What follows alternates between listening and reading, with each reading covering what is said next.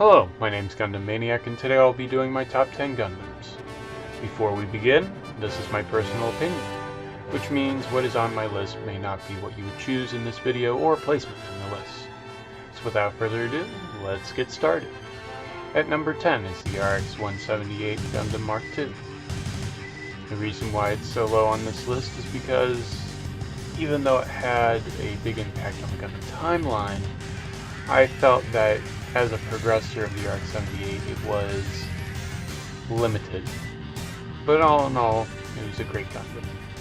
At number 9 is the XXG-00W0 Wing Gundam 2. One of my first Gundams that I was introduced to back in the early 2000s. It has to be one of the most powerful Gundams at that time. Its design was really cool. I loved how it transformed into its Neo Bird mode when flying. One of my favorite moments in the show is when the main protagonist uses the twin buster rifle rolling attack. At number 8, the GX9900 Gundam Pet. It wasn't until I used this Gundam in Super Robot Wars Z that I fell in love with it. Its design reminds me of the Wing Gundam because it was made by the same designers and animation team for Gundam Wing. Its overall appearance is awesome, and I wouldn't have it any other way. At number 7 is the GX9901 DX Gundam XX.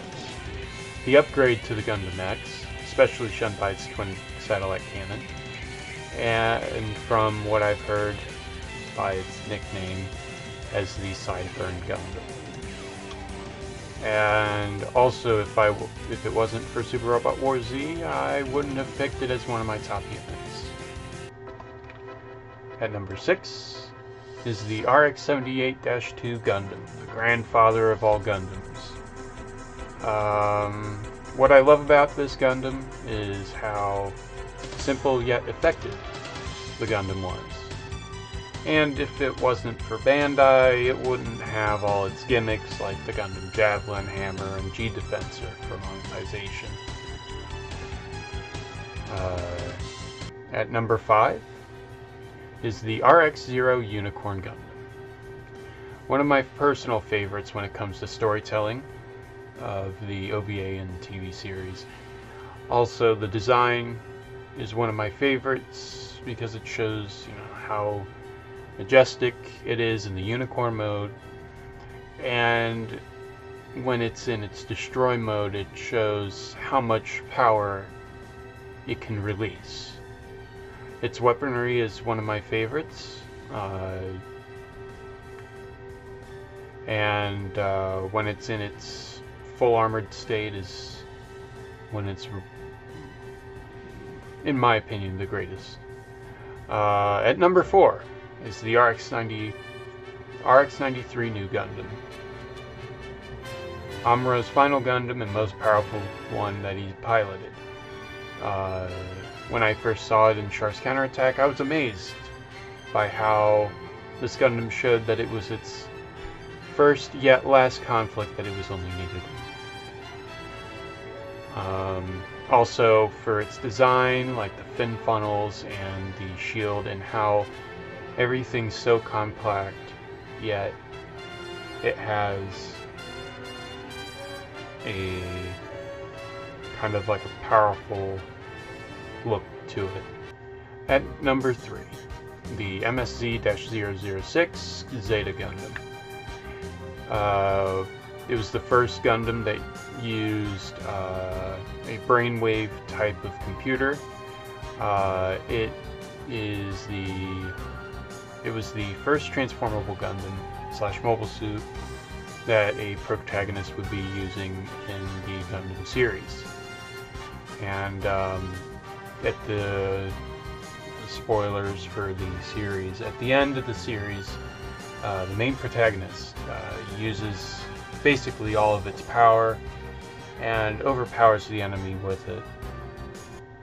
At number 2 is the MSZ-010 Double Zeta Gundam, the second transformable first combiner Gundam.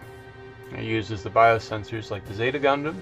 It has it has to be one of the most powerful Gundams to be shown on a TV series. Its strongest attack and final attack was in the show was the High Mega Cannon, which was the most terrifying power of a Gundam that was ever shown, and it just showed that you didn't need to be a super robot to be that powerful. And at number 1, the RX-93 V2 High Nu Gundam. The reason why it's at the number 1 spot is because it has to be the greatest upgrade to a Gundam protagonist. The amount of firepower it has is just, it makes the thing overpowered. But it's what I love about it. What's different between the High Nu Gundam and the Nu Gundam is a couple of things. Mainly, it has more funnels.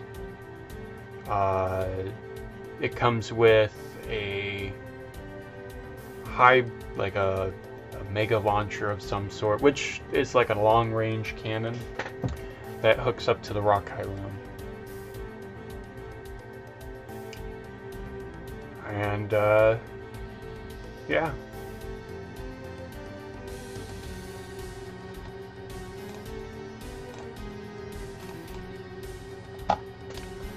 Thank you for watching my video.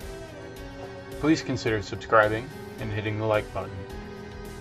And don't forget to follow me on Twitter, Twitch, so you can follow my updates and see what's going on. Thank you very much.